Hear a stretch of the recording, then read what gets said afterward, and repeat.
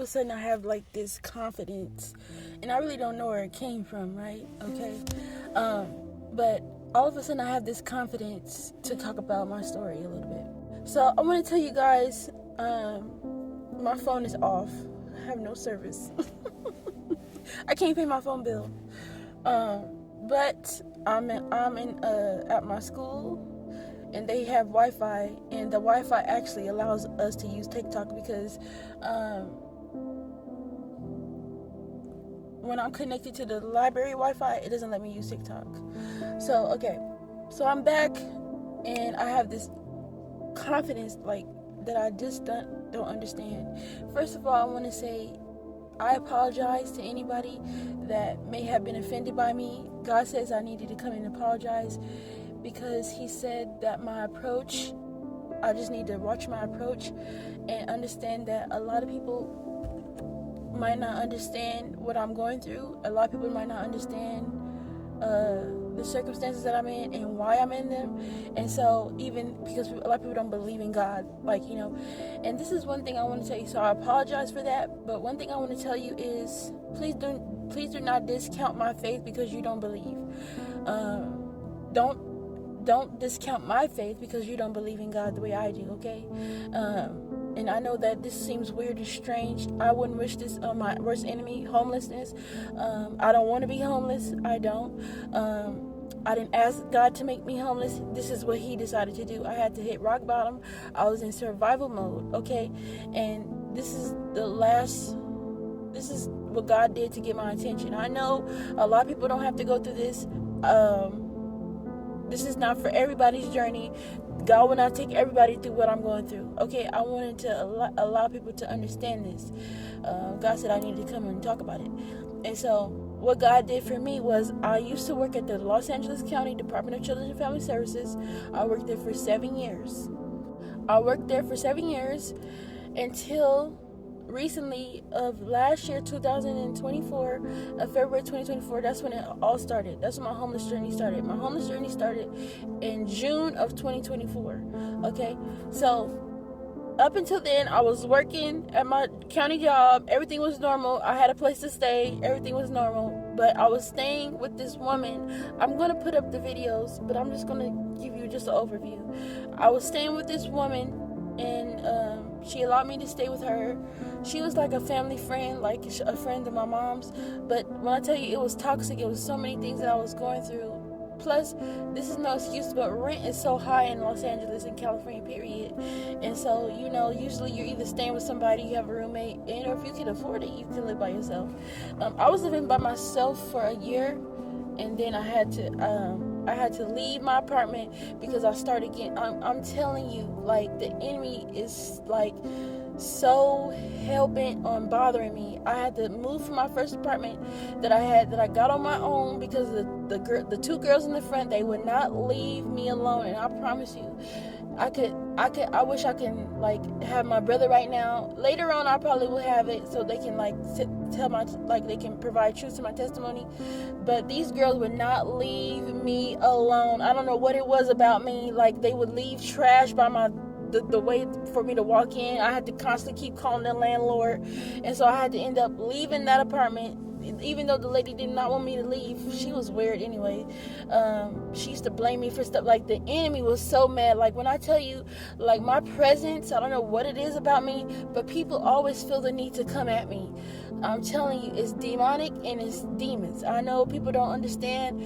Like, for you to be chosen in this world, and for you don't do nothing to nobody, you mind your own business, it bothers people. I'm telling you. Minding your own business bothers people's soul. I don't say nothing to nobody. I don't bother nobody. I don't do nothing to nobody. And yet and still I cannot have no peace. People would not let me have no peace, even when I was working at my job. So I had to leave my other apartment and move in with this lady that I knew. Because she still allowed me to come and live with her. Even though I had moved out, I left on good terms. She let me come in for free, and I stayed with her. But it was just like, she was like a grandmother to me, kind of. But she still, like, the Lord showed me and revealed to me that she was jealous of me. It's sad. Like, when I tell y'all, it's like so sad. She became more jealous of me when she got a man. At first, it wasn't too bad, but when she got a man, all hell broke loose. So you know how women are when they got a man staying with them. It's different. I never said nothing to her man. Didn't want that old man. He ain't never said nothing to me, but her insecurities, I don't know what it was. That man ain't never did nothing to me. I don't know what it was. He was kind to me. He was just nice to me, and she did not like it. She was very jealous. She was jealous of her own friends. Anyway, so I had to end up moving out because when I tell you I was getting attacked, but that's when I met the Lord, okay?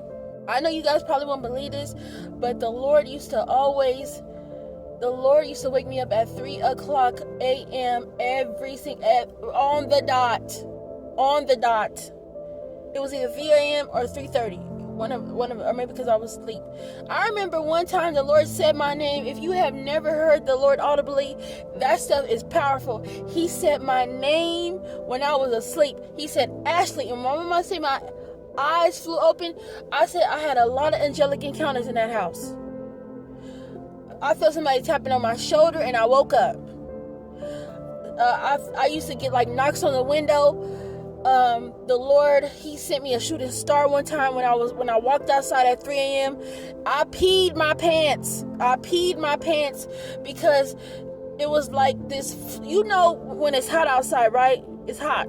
When it's hot outside, you can see them degree things. Like it looked like the sun is sizzling on something. But tell me why it was no sunlight outside. You know them sun rays, like a little sun rays, you feel like you can tell like it's hot or something. Tell me why them things was on my window. I'm telling you, it was so many things.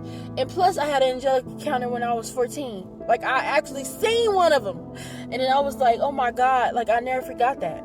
So anyway, I had to leave my job because it was, and I really should sue my workplace. I really should sue them for excruciating stress. Like I can't, like them people used to, I cannot believe people survived in that place. If you survived that place, you can survive anywhere. Like it was demonic.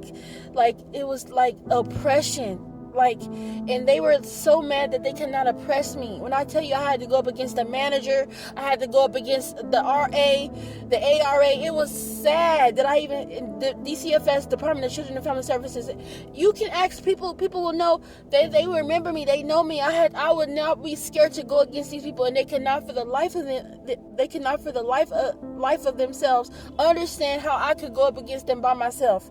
When I tell you I had the power of God in me and I was always vindicated, I got rules changed. I got rules changed in the workplace because of me. And people, when they see this video and they ever work there, they'll know, they'll tell you. Like Ashley was fierce. I've always been fierce. I did not belong there. I did not belong in the workplace. I belong in the world, changing it for the good of God. Amen. So this is what I wanted to tell you. I did not choose to go through this journey by myself. I did not choose homelessness.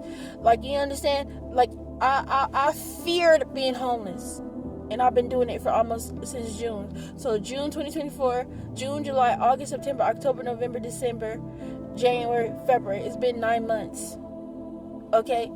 And so, of course, it's been a long time.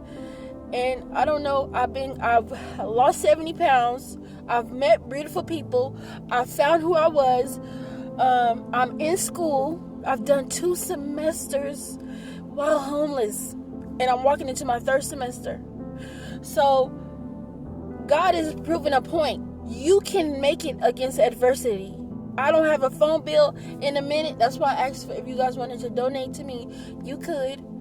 I put my Cash App in my last video. I'll put it in this one too. And if you want to, you don't have to do anything, okay? But if you would like to, it will be appreciated. And this is fertile ground. God will bless you, okay?